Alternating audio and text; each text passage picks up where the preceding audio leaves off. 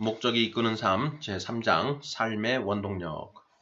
모든 사람은 무엇인가에 이끌려 살고 있다. 대부분의 사전은 이끌다 라는 동사를 길을 인도하다, 통제하다 또는 방향을 제시하다 라고 정의 내리고 있다.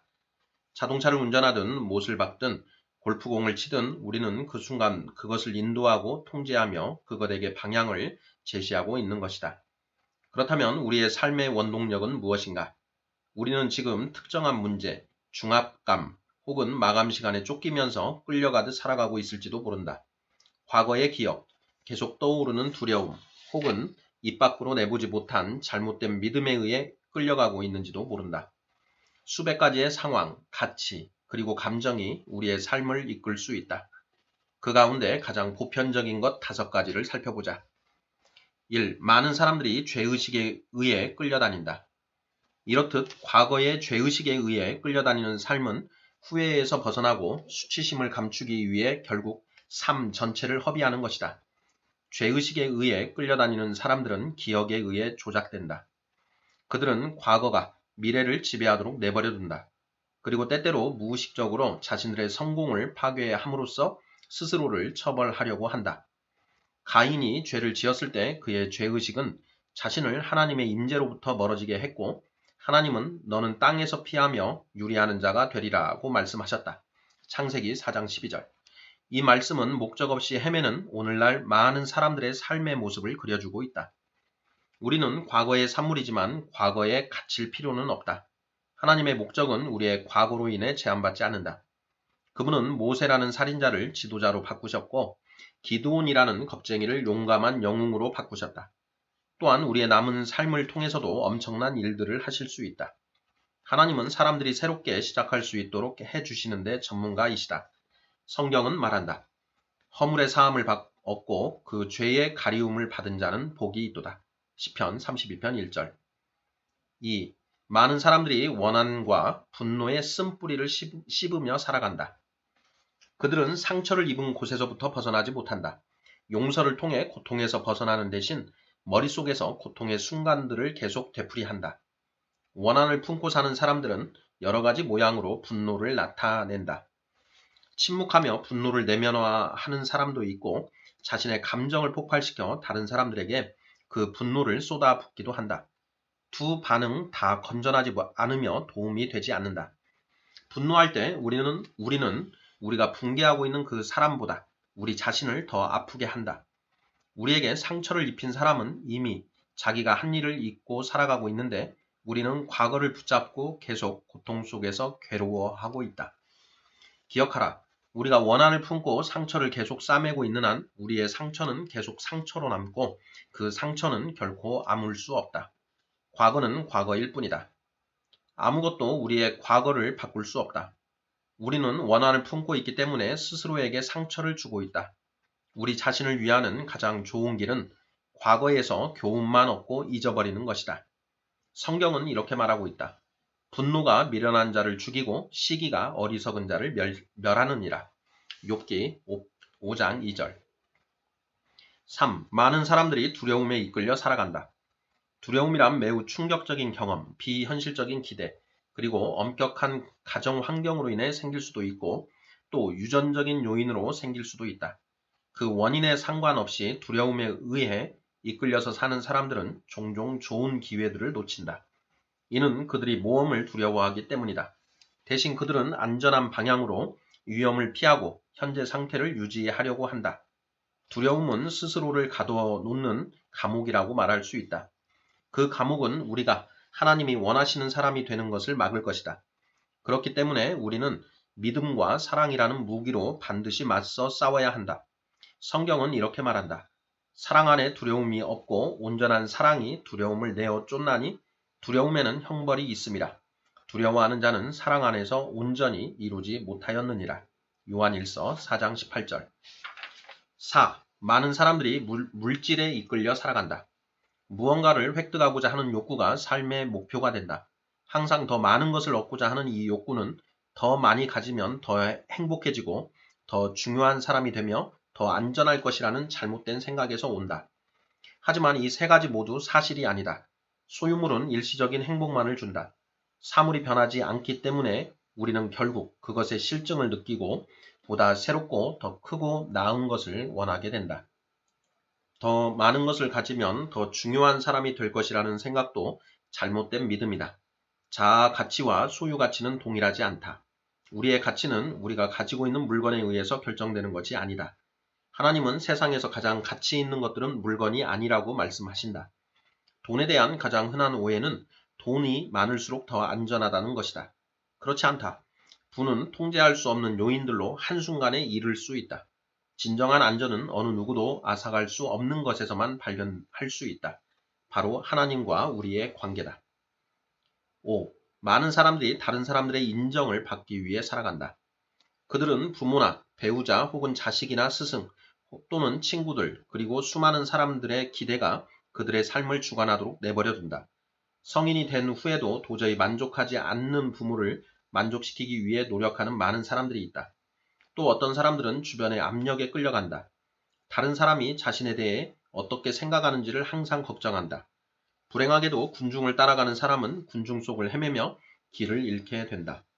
나는 성공으로 이끄는 모든 길에 대해서는 알지 못하지만 한 가지 분명히 아는 것은 모든 사람을 만족시키려고 노력하는 것은 실패로 가는 길이라는 것이다. 다른 사람의 의견에 의해 통제받는 것은 우리의 삶을 향한 하나님의 목적을 놓치게 만드는 길이다. 예수님은 한 사람이 두 주인을 섬기지 못할 것이니 라고 말씀하셨다. 마태복음 6장 24절. 그 외에 여러 가지 우리의 삶을 이끄는 많은 다른 힘이 있지만 이 모두가 막다른 골목, 즉 사용하지 못하는 잠재력, 불필요한 스트레스, 그리고 만족하지 않는 삶을 향해 나아가게 한다. 이 40일간의 여정은 어떻게 하면 하나님의 목적에 의해 인도되고 통제되며 방향이 뚜렷이 설정된 목적이 이끄는 삶을 살 수 있는지를 보여줄 것이다. 하나님이 우리의 삶에 대해 가지고 계시는 목적을 아는 것이 가장 중요하다. 목적을 모르는 삶을 보상해 줄 수 있는 것은 아무것도 없다. 성공, 부나 명성, 그리고 쾌락도 삶의 의미를 부여할 수 없다. 목적 없이 사는 삶은 의미 없는 행동, 방향 없는 활동, 그리고 이유 없는 행사들의 끊임없는 연속밖에는 될 수 없다. 목적 없이 사는 삶은 하찮은 삶이요, 무의미한 삶이다. 목적이 이끄는 삶에 따르는 유익. 목적이 이끄는 삶을 살 때 5가지 유익이 있다. 첫째, 목적을 아는 것은 삶의 의미를 부여해 준다. 인간은 삶의 의미를 갖고 살도록 만들어졌다. 그렇기 때문에 사람들은 점성학이나 심령술사와 같은 모호한 방법들을 통해서라도 삶의 의미를 찾으려고 한다. 삶의 의미가 있다면 인간은 거의 모든 것을 견딜 수 있지만 반대로 삶의 의미가 없으면 그 어떤 것도 참을 수 없다.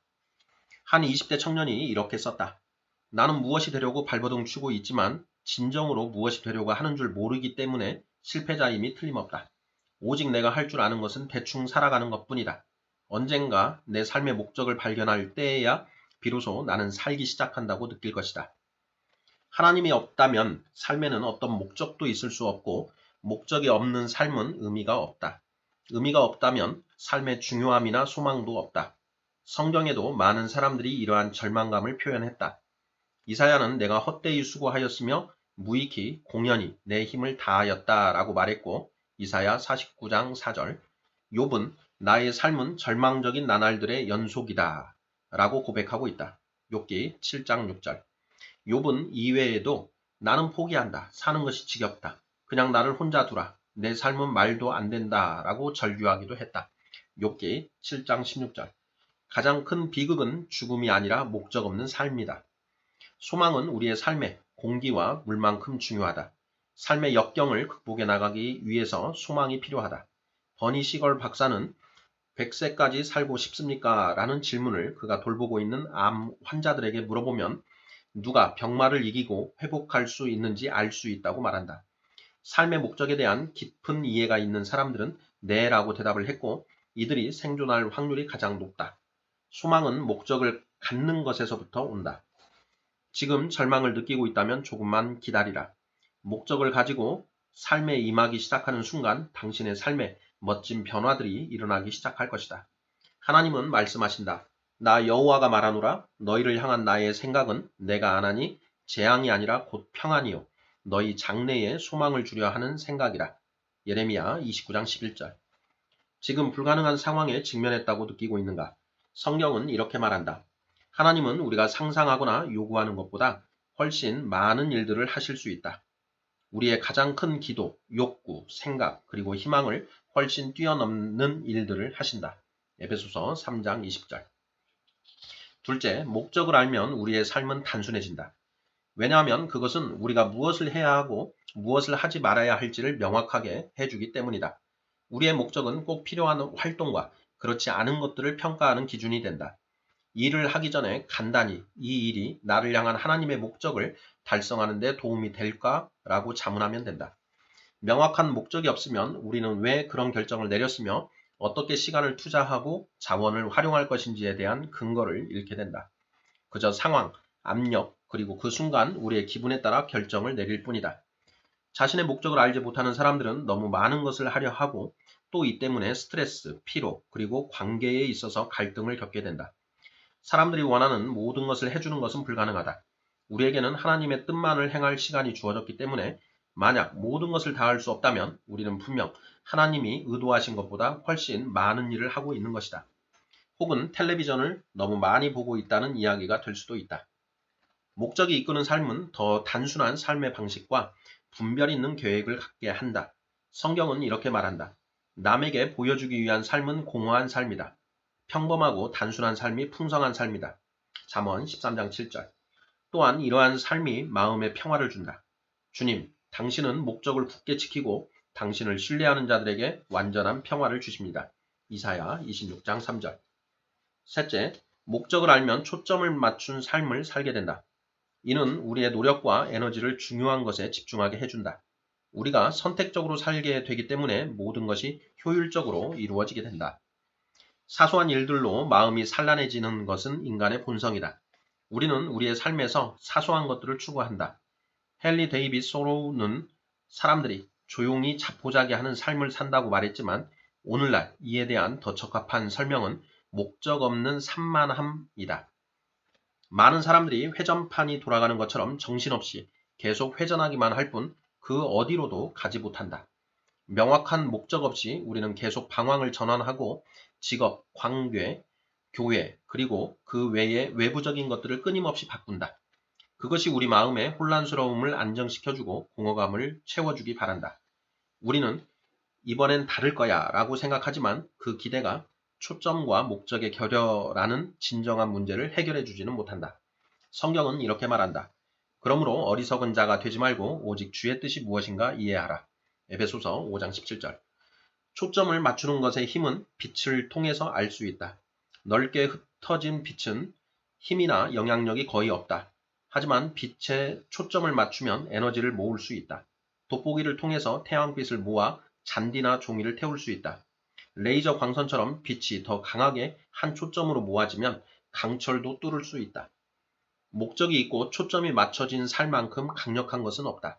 성령님의 능력을 힘입어 하나님의 손에서 받은 목적이 이끄는 삶을 살 때 하나님의 선한 뜻을 능력 있게 감당할 수 있는 것이다. 역사에서 가장 큰 변화를 만들어내는 사람들은 가장 뚜렷한 목적을 가지고 산 사람들이었다.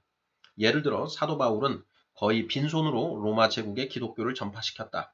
그의 비밀은 초점이 맞춰진 삶이었다. 그는 이렇게 말했다. 나는 나의 모든 에너지를 이 한 가지에 집중시키고 있다. 과거를 잊고 미래를 기대한다. 빌립보서 3장 13절. 삶이 영향력을 갖길 원한다면 삶에 초점을 맞추라. 그만 첨벙거리라. 모든 것을 하려는 것을 멈추라. 적게 하라. 유익하다고 생각되는 활동도 잘라내라. 그것이 유익하고 좋은 활동일지라도 가장 중요한 것들만 하라. 활동과 생산성을 혼동하지 말라. 무엇 때문에 목적 없이 바쁘게 살고 있는가?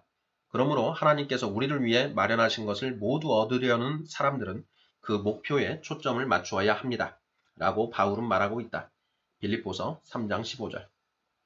셋째, 목적을 알 때 삶의 동기가 유발된다.